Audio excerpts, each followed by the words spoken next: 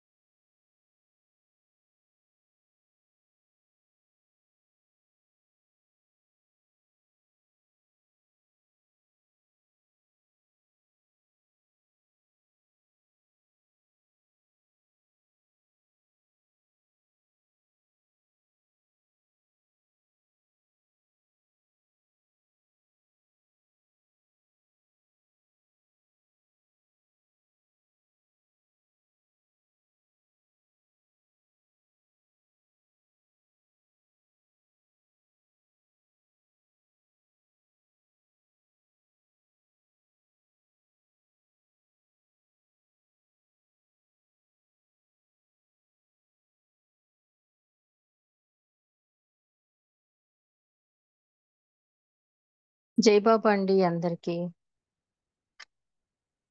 జై బాబా అమ్మ. అందరికి జై జై బాబా. బాబా. అమ్మ జై బాబా. జై బాబా నాన్న. జై బాబా జ్యోతి జై గారు. బాబా జై బాబా పుష్పలత అండి. గారు. జై జై బాబా. బాబా జై రజనీ గారు. జై బాబా. జై బాబా.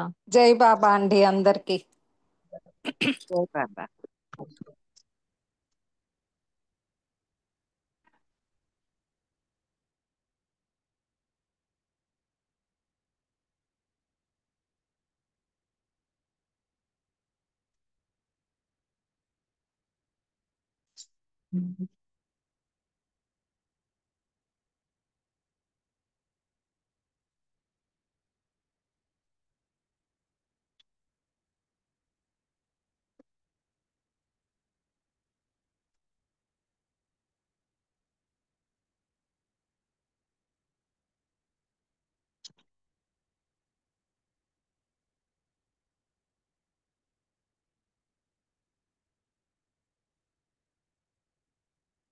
పుష్పలత గారు నమో మెహర్ బాబా.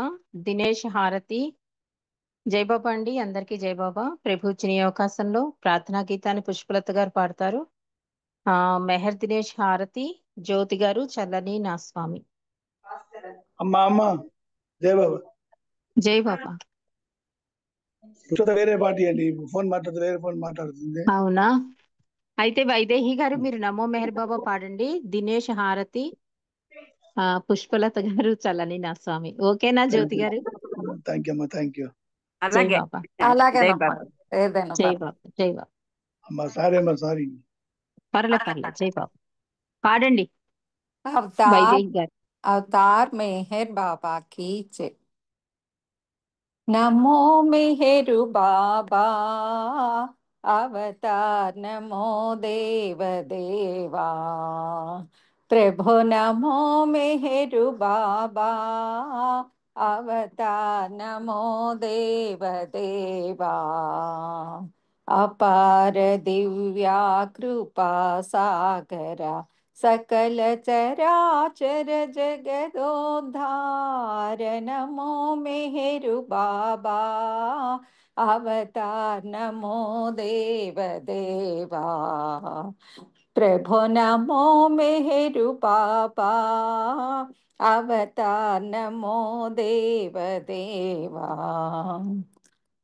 జోహారులివే శ్రీ మేహేరు బాబా మహిని జనించిన మానవ రూపా ఇహ పరానంద జీవనమీవా భవ భయ భంజన పరమ పావన नमो मेहरु बाबा अवतार नमो देव देवा प्रभु नमो मेहरु बाबा अवतार नमो देव देवा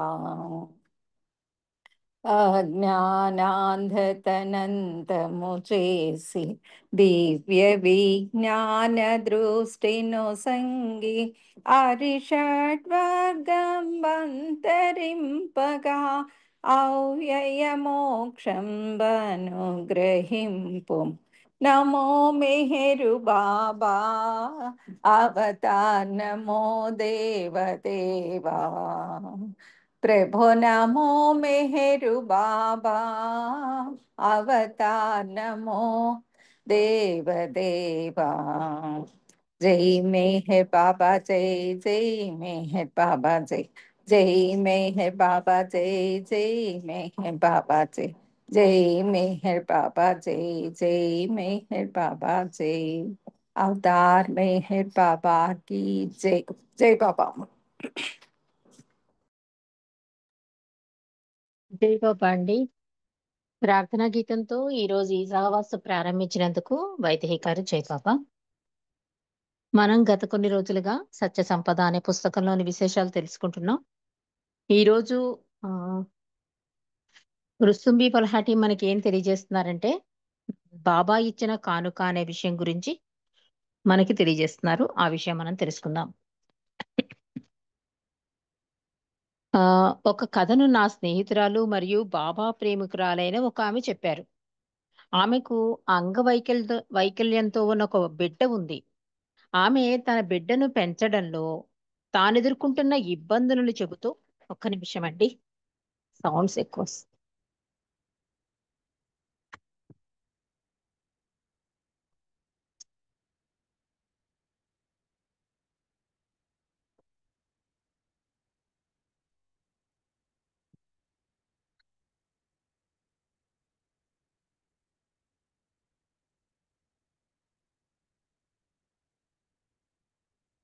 ఆమెకు అంగవైకల్యంతో ఉన్న ఒక బిడ్డ ఉంది.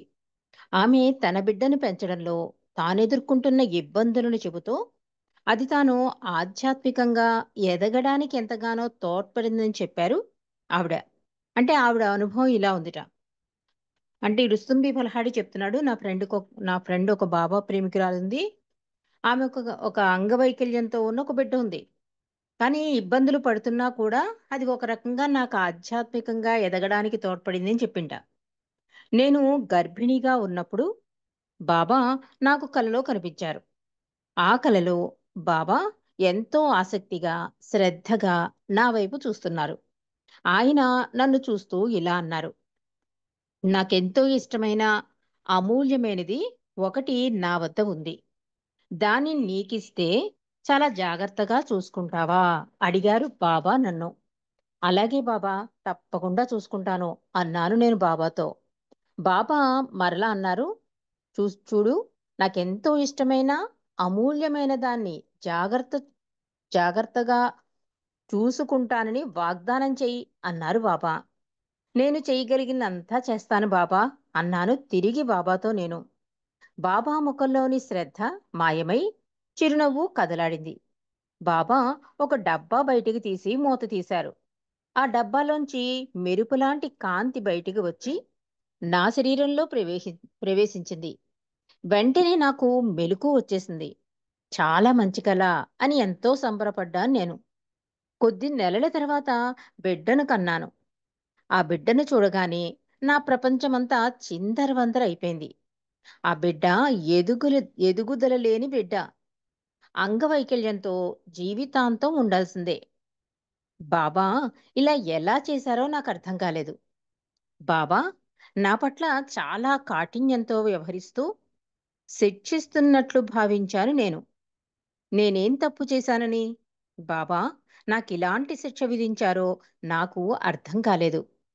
ఆ బిడ్డను పెంచడంలో అనేక ఇబ్బందులు ఎదుర్కోవలసి వస్తున్నది నాకు. నా జీవితం యొక్క ముఖ్యోద్దేశం ఆ బిడ్డను పెంచడమే. నాకు చేతనైనంత జాగ్రత్తగా ఆ బిడ్డను చూసుకుంటున్నప్పటికీ ఆమెను సంపూర్ణంగా ప్రేమించలేకపోతున్నాను. కొద్ది సమయాలలో ఇలాగే ఈ బిడ్డను చూసుకుంటూ జీవితాన్ని గడపాలా అనుకునేదాన్ని నేను. నేను చేసే పనికి నాకు స్వాంతన బలం చేకూరుతుందని చాలా తరచుగా మెహరాజాద్ మండలిని కలిసేదాన్ని నేను. ఒకరోజు మణి మండలి హాలులో బాబా యొక్క ప్రేమ మరియు శ్రద్ధ అంటే సరిగ్గా లేని పిల్లల పట్ల ఎంత ఎక్కువగా ఉండేదో చెబుతున్నారు సోదరి మణిజ. ఒకసారి బాబా వద్ద ఆ రోజు పేపర్లో ఒక శీర్షిక చదవబడింది. అంటే ఈవిడ కలగనడం, బాబా నా దగ్గర చాలా ఒక మంచి అద్భుతమైన ఒక కానుకుంది, అది నీకు ఇవ్వాలనుకుంటున్నాను, నువ్వు జాగ్రత్తగా చూసుకుంటావా అంటే తప్పకుండా, ఎందుకంటే భగవంతుడే స్వయంగా నువ్వు జాగ్రత్తగా చూసుకుంటావంటే మరింత శ్రద్ధ వస్తుంది కదా, మరింత ఆనందం కూడా కలుగుతుంది మనకి. అందుకని అలాగే బాబా అంటే బాబా కూడా చాలా సంతోషించి ఒక మూత ఏదో తీస్తే అందులోంచి కాంతి ఏదో తన కడుపులోకి వెళ్ళినట్టు, ఆ తర్వాత తన ప్రెగ్నెంట్ అయినట్టు, ఆ పిల్లని చూడగానే ప్రపంచమంతా తలకిందులైనట్టు భావించింటాడు. ఎందుకంటే అంగవైకల్యంతో పుట్టాడు, అంటే లైఫ్ లాంగ్ మంచం మీదే ఉండాలన్నమాట. ఇలాంటి బిడ్డ బాబా ఇవ్వడంలో నాకు ఒక రకంగా శిక్ష వేశారేమో బాబా అనిపించింది అని చెప్తోంది ఆవిడ. అంతేకాకుండా సంరక్షణ చేస్తున్నాను కానీ ప్రేమ అయితే చూపించలేకపోతున్నాను. అంటే సంపూర్ణంగా తల్లి ప్రేమ అన్నది ఉంటుంది కదా, అలా చూపించలేకపోతున్నాను. ఎందుకంటే కొద్ది సమయాలలో ఈ బిడ్డను చూస్తున్నప్పుడు నా జీవితం అంతా ఇంక ఇలా ఇలా ఈ బిడ్డకి సేవ చేసుకుంటూ గడిపేయడమేనా అన్న విరక్తి భావం కలుగుతోంది. వీటి నుంచి కొంచెం సాంతన పలుకుదామని నేను ఒకసారి మెహరాజాద్ వెళ్ళాను చెప్తోంది ఆవిడ. అక్కడ సోదరి మణిజ చెప్తుంటా, ఎవరి పట్ల అంటే ఎక్కువ ప్రేమ శ్రద్ధ బాబాకు ఉంటాయంటే ఇలా అంగవైకల్యం ఉన్న పిల్లల పట్ల చాలా ఎక్కువగా ఉండేట బాబాకి ప్రేమ శ్రద్ధ కూడా. ఆ సంగతి చెప్తుంట సోదరి మణిజ. బాబా భౌతికంగా ఉన్నప్పుడు బాబా వద్ద ఆ రోజు పేపర్లో ఒక శీర్షిక చదవబడింది. బాబా ఇప్పుడు మార్నింగ్ న్యూస్ పేపర్ చదివించేవారు. దాంట్లో గర్భంలో ఉండగానే శిశువుకి ఏమైనా అవయవ లోపం ఉన్నదా, లేదా మెదడు సరిగ్గా ఎదగని బిడ్డ, లేదా ఏ ఇతర లోపాలున్నా కూడా సరి చెయ్యవచ్చని రాయబడి ఉంది ఆ పేపర్లో. అది విని బాబా చాలా విచారంగా, ఎంతో బాధగా, అయ్యో, ఎన్నో ఆత్మలు ఆ విధంగా జన్మించి వారి జీవితాలలో అలాంటి అనుభవం ద్వారా ఆధ్యాత్మికంగా పురోగతి పొందవలసి ఉందే, వాళ్ళందరి పరిస్థితి ఏమిటి అన్నారు బాబా.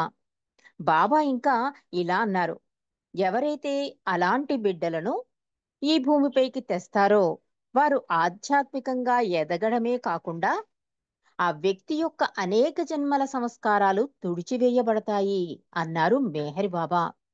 మణి ఈ కథ చెప్పగా విన్న నా మదిలో నేను గర్భిణీగా ఉండగా వచ్చిన స్వప్నం మెదిలింది. బాబా ఎంత ఆసక్తిగా నన్ను చూచి ఆ కానుకనిచ్చారు. నేను సరే అనగానే బాబా ఎంత ఆనందించారు. ఆ స్వప్నం యొక్క అసలైన అర్థం నాకు అప్పుడు అర్థమైంది. అప్పటి నుండి నా హృదిలో ఏ మూలో ఉన్న భావనలు తొలగిపోయి ఆ బిడ్డను బాబా కానుకగా చూసుకోవడం ప్రారంభించాను అన్నది ఆమె. అంటే బాబాయే స్వయంగా నీకు ఒకటి కానుకనిస్తాను, నువ్వు జాగ్రత్తగా చూసుకోవాలి, నాకు చాలా ఇష్టం, చాలా ప్రేమ అని చెప్పినప్పుడు నువ్వు యాక్సెప్ట్ చేసింది పాపం ఆవిడ. కానీ ఎవరు ఎవరు కూడా భగవంతుడి నుంచి వచ్చిన కానుక ఇలా ఉంటుంది అనుకోరు కదా, అద్భుతంగా ఉంటుందనే అనుకుంటారు. కానీ ఆవిడ అలా లేకపోవడంతో కొంచెం బాధపడింది. మొత్తానికి ఎలాగో జీవితం గడుపుతోంది కానీ అసంపూర్ణంగా ఉంది. ఎప్పుడైతే మణి ద్వారా ఈ మాటలు విందో ఆవిడకి అప్పుడు కరెక్ట్ బాబా ఎందుకు తనకి ఆ బిడ్డనిచ్చారో అప్పుడు అర్థమైంట. అంటే ఆ బిడ్డకే కాకుండా ఆ తల్లికి కూడా ఆధ్యాత్మికంగా ఎదుగుదలకు అవకాశం ఉందని తెలుసుకుంది ఆవిడ. తెలుసుకుని అప్పటి నుంచి సంపూర్ణమైన ప్రేమను అందించాను ఆ బిడ్డకి అని చెప్పి ఆవిడ చెప్తోంది. కాబట్టి భగవంతుడి చేసే ఏ పనైనా కూడా పూర్ణమే ఉంటుందండి, అసంపూర్ణం ఉండదు. కానీ మనకు అవగాహన లోపం వల్ల, అందుకే బాబా నన్ను ప్రేమించడానికి ప్రయత్నించడం తప్ప నన్ను అర్థం చేసుకోవడానికి ఆ ప్రయత్నించవద్దు అంటారు బాబా. మనకు అది అవగాహన కాదు. అందుకే పేపర్లో వచ్చిన ఆ ప్రకటన చూసి కూడా బాబా బాధపడ్డారు. మనం అనుకుంటాం, అయ్యో లోపలున్న ఆ లోపాలను సరిచేసేస్తే ఆ బిడ్డ హాయిగా జీవితం వెళుతుంది కదా అని. కానీ బాబా ఉద్దేశం ఏంటి, బాబా వచ్చింది కూడా ప్రతిసారి అందుకే, ప్రతి ఆత్మని భగవంతుని వైపు మరలించడానికి, ఆధ్యాత్మికంగా ముందుకు తోయడానికే. ఎప్పుడైతే ఈ చర్య వచ్చేసిందో, ఈ ట్రీట్మెంట్ వచ్చేసిందో బావ బాధపడుతున్నారు. అలా ట్రీట్మెంట్ మొదలైపోయి వాడు పరిపూర్ణంగా వచ్చేసాడనుకోండి ఆరోగ్యంగా, మళ్ళీ కొన్ని జన్మలు ఎత్తవలసి ఉంటుంది. అలా కాకుండా వాడు అసంపూర్ణంగానే అంగవైకల్యంతోనే ఆ జీవితాన్ని గడిపాడనుకోండి, అది ఆధ్యాత్మికంగా కూడా పురోగతి పొందవలసిన ఆ దారిలోకి వెళ్ళిపోతాడు.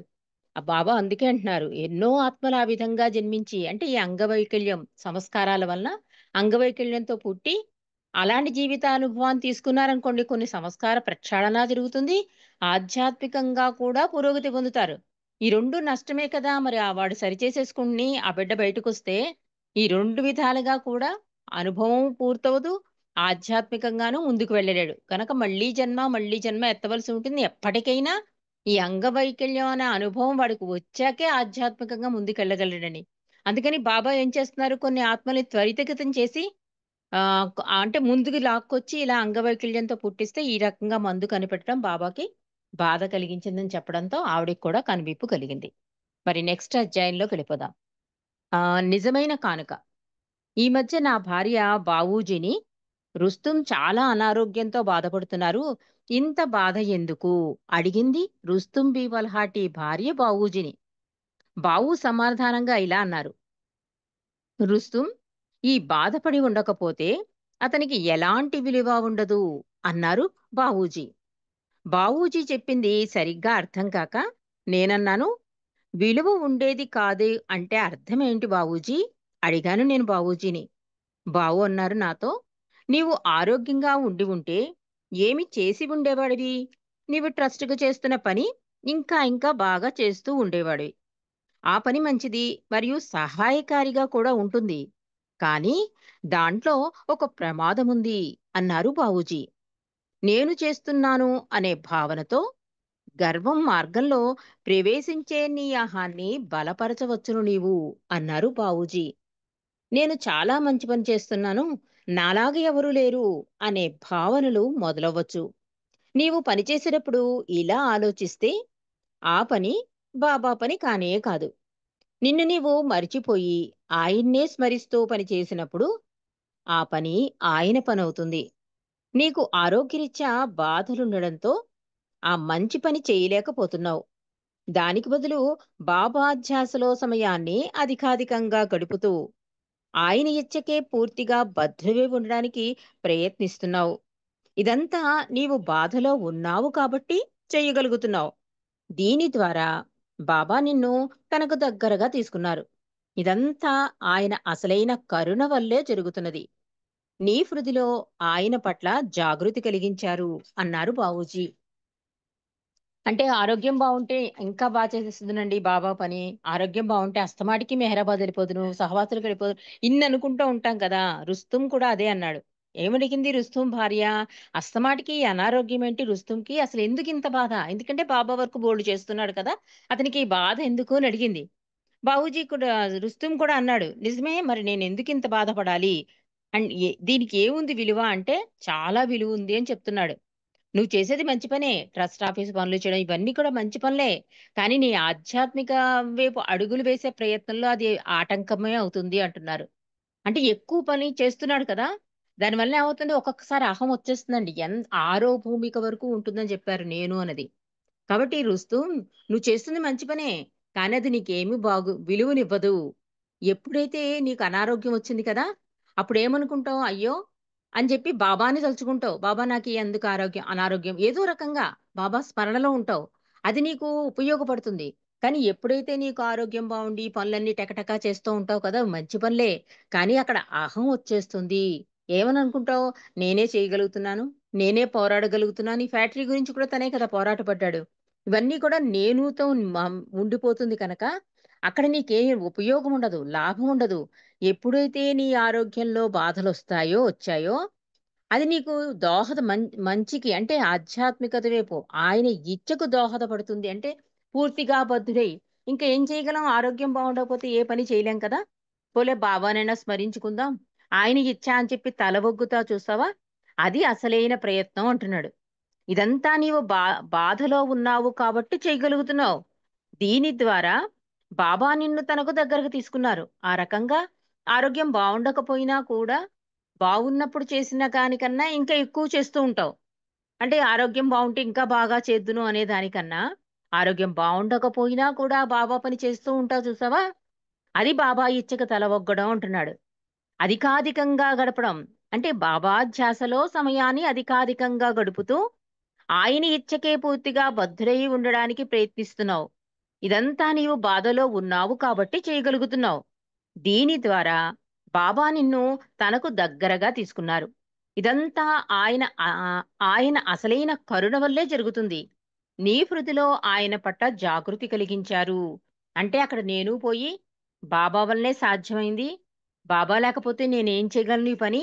ఇలాంటివన్నీ అంటే ఆ మాటలు రావడానికి అవకాశం ఉంటుందండి. ఎప్పుడైతే బాబా మీద ఆధారపడతామో. అలా కాకుండా నేను చేస్తున్నాను, నా వల్లే అవుతోంది అంటే కనుక నువ్వు బాబాకి దూరం అయిపోతావు. కానీ ఈ అనారోగ్యం వలన కూడా నువ్వు బాబా పనులు చేస్తూ కూడా నువ్వు బాబాను తలుచుకుంటున్నావు కదా! ఆయన ఇచ్చక తల ఒగ్గావు కదా! ఇది ఒక రకంగా నీ హృదిలో ఆయన పట్ల జాగృతి కలిగించారు బాబా అని చెప్తున్నాడు బావూజీ. ఈ అనుభవాలన్నీ ఇతరులతో పంచుకున్నప్పుడు వాళ్ళలో దాగి ఉన్న అనుమానాలన్నీ పటాపంచలైపోవడానికి ఇది సహాయపడుతుంది. నీకు ఈ కష్టాల అనుభవం ద్వారా మరియు ఆధ్యాత్మిక పురోగతి ద్వారా బాబా ఇంకా ఎన్నో ఆత్మలకు సహాయపడ్డారు.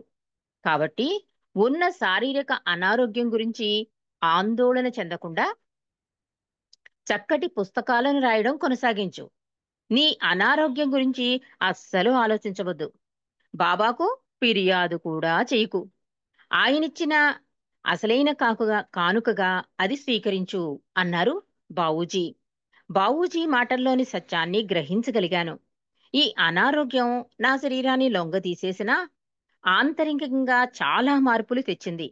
లేదంటే ఆధ్యాత్మికంగా కూడా నేను చితికిపోయేవాడినేమో చెప్తున్నాడు రుస్తుం. ఒకవేళ అనారోగ్యం వల్ల మనం నేనేం చేయలేకపోతున్నానండి అనారోగ్యం వల్ల అని ఆపేశామనుకోండి, అది ఒక రకంగా ఆధ్యాత్మికంగా కూడా మానసికంగా అంటే ఈ ఆరోగ్యపరంగా, ఆంతరికంగా, ఆధ్యాత్మికంగా 2 రకాలుగా కూడా నేను చితికిపోయేవాడినేమో.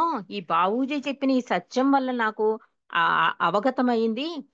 అందుకే బావూజీ ఏమంటున్నాడు, అనారోగ్యాన్ని పక్కన పెట్టే బాబాని ఎంత తలుస్తున్నాం, బాబా కోసం ఏం పని చేస్తున్నాం, ఇంకెంత చెయ్యాలి, దీని మీద దృష్టి పెట్టు అన్నాడు.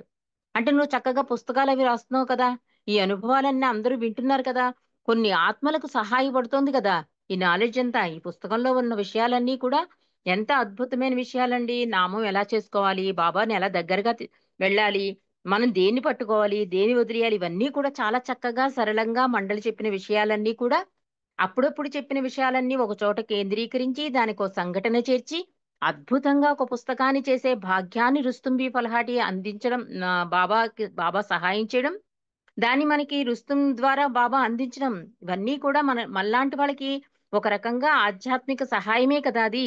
ఎన్నో ఆత్మలకు సహాయపడ్డాయి అని చెప్తున్నాడు బావూజీ. కాబట్టి నేను కూడా బావూజీ మాటల్లో సత్యాన్ని గ్రహించాను. ఈ అనారోగ్యాన్ని ఇంకొదిలేశాను. బాబాని ఇచ్చా, నా శరీరం ఎలాగైనా నువ్వు తీసేసుకొని ఇష్టం అనుకున్నప్పుడు నా మనసులో కూడా ఆంతరికంగా చాలా మార్పులొచ్చాయి. రాకపోతే నేను చాలా చితికిపోయేవాడిని, అంటే చాలా కోల్పోయేవాడిని అని చెప్తున్నాడు. బాబాని కోల్పోవడం కన్నా ఇంకా ఆరోగ్యం ఏంటంటే అనారోగ్యం ఇవేం కోల్పోయినా కోల్పోవడం కాదు. బాబాని కోల్పోవడమే అసలైన చింత, అనారోగ్యం, ఆధ్యాత్మికంగా కూడా చితికిపోవడం అన్నమాట. అది చెప్తున్నాడు రుస్తుంబి పలాటి. బాబూజీ కూడా చాలా చక్కగా మనకి ఈ విషయాన్ని వివరించాడు. అంటే కొంచెం సాకులు చెప్పి కొన్ని కొన్ని పనులు మనం మానేస్తూ ఉంటాం. కొన్ని కొన్ని అంటే చెయ్యవలసిన అవసరం ఉన్నప్పుడు కూడా నా ఆరోగ్యం బాగోట్లేదు ఏదో వంక పెట్టేస్తాం. అక్కడ నేను ఉండకూడదన్నమాట.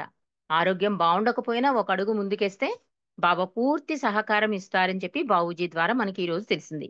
మరి నిజమైన వేదన గురించి రుస్తుంబి ఫల్హాటి మనకి తెలియజేస్తున్నాడు. అది మనం తెలుసుకుందాం.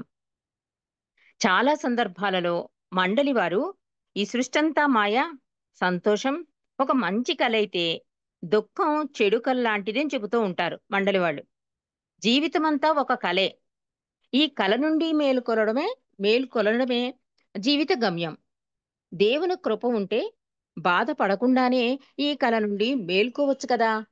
ఎరిచ్ చెప్పండి, ఆధ్యాత్మిక చరిత్రలో మానవాళిలో ఏ ఆత్మైనా బాధపడకుండా గమ్యాన్ని చేరిందా? ఏ యోగి లేదా సన్యాసి జీవితం తీసుకున్నా ఎంత బాధపడ్డారు, అంత బాధపడ్డారు అని చదివాం. ఎంత బాధపడ్డారు అంత బాధపడ్డారు అని చదివాం. ఎవరైనా బాధపడకుండా గమ్యాన్ని సాధించారా? మీకేమైనా తెలుసా? అడిగడిగాను ఇరిచిని.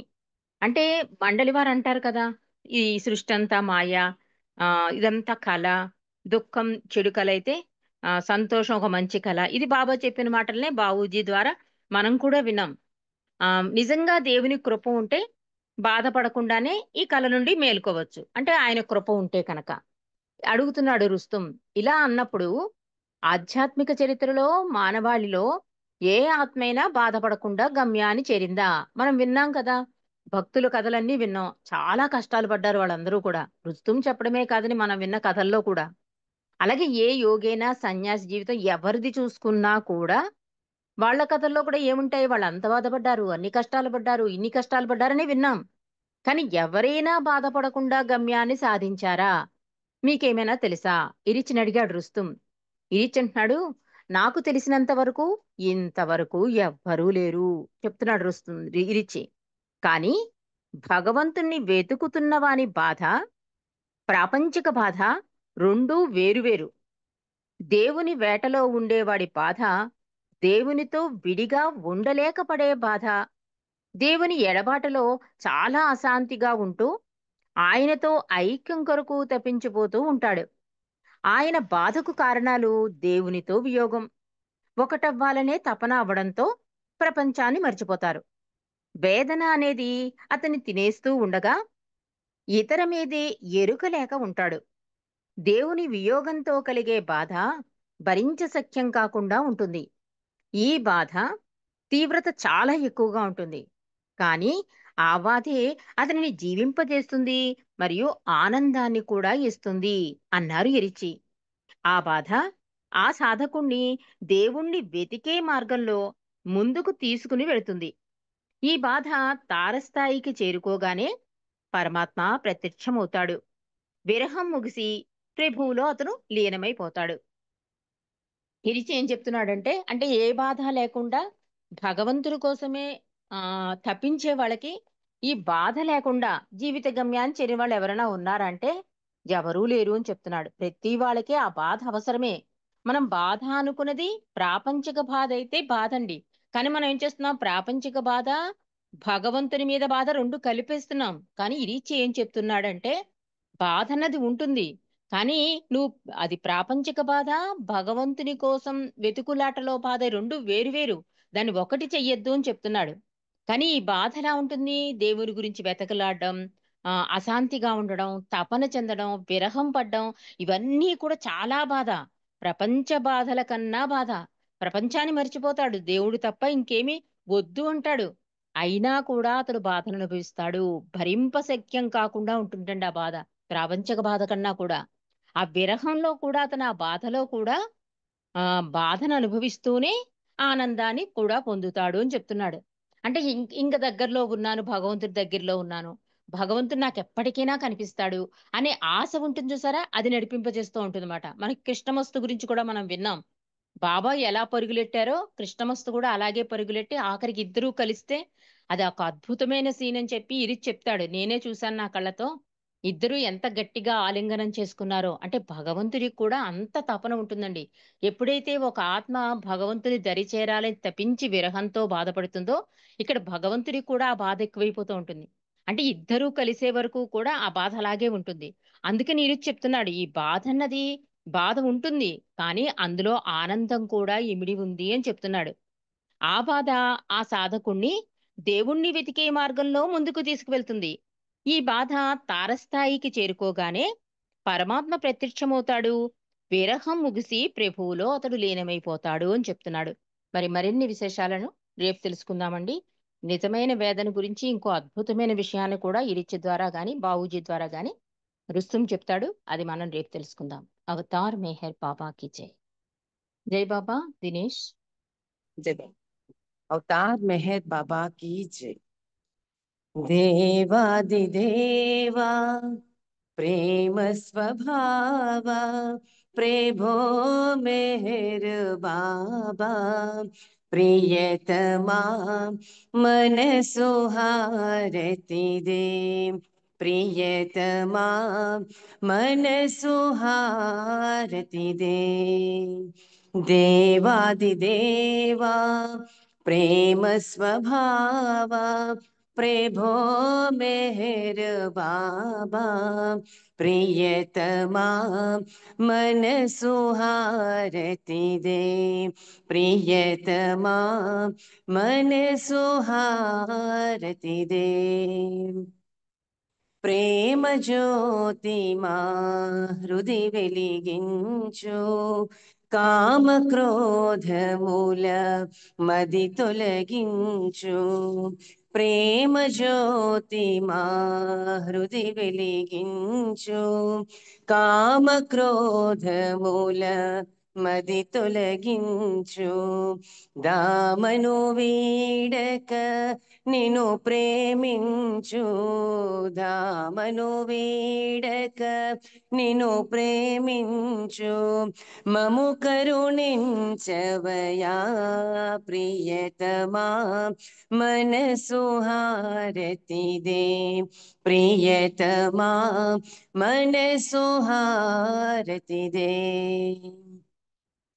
నీ దివ్యనామమే మదిని స్మరించు నీ దివ్య రూపమే హృది తిలకించు నీ దివ్యనామమే మదిని స్మరించు నీ దివ్య రూపమే హృది తిలకించు నీ దివ్య పదములే ఆరాధించు నీ దివ్య పదములే ఆరాధించు మము కరుణించవయా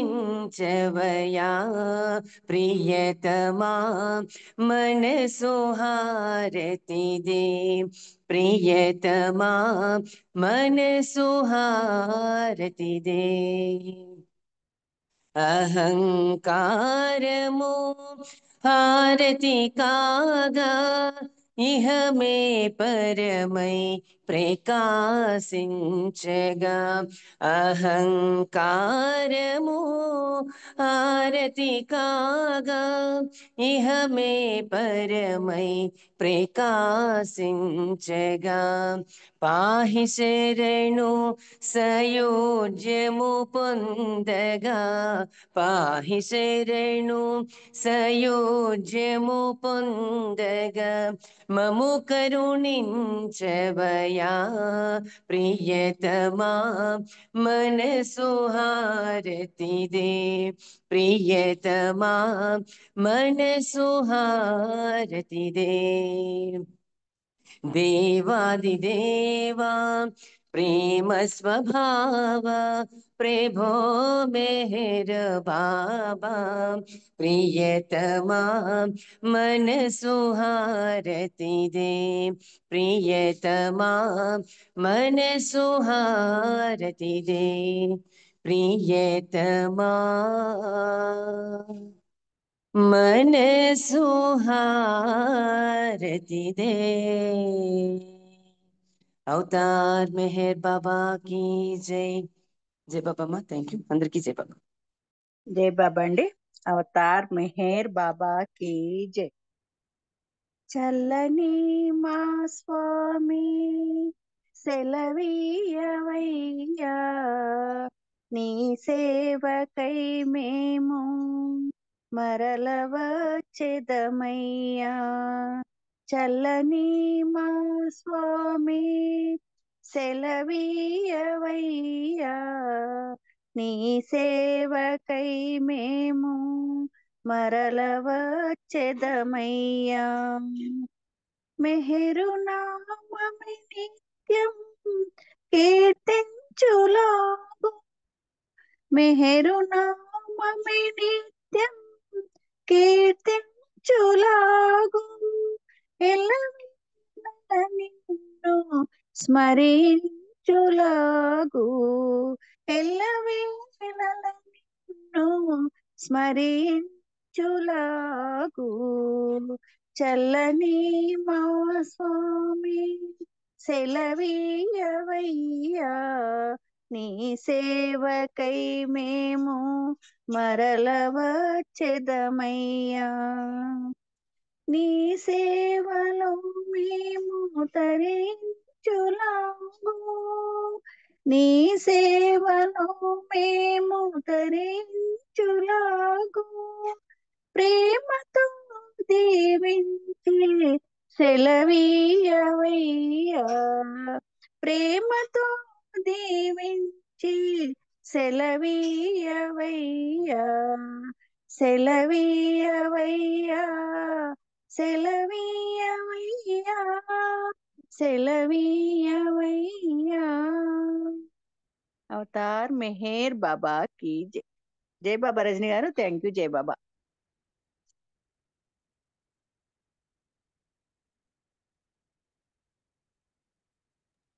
జై బాబా జై అండి బాబా అండి అందరికీ జై బాబా. అందరికీ జై జై బాబా. బాబా. అందరికీ జై బాబా. జై జై బాబా. రజని జై గారు బాబా. అందరికీ జై బాబా. జై బాబా. జై బాబా అండి అందరికి. జై బాబా అందరికీ. జై మెహర్ బాబా.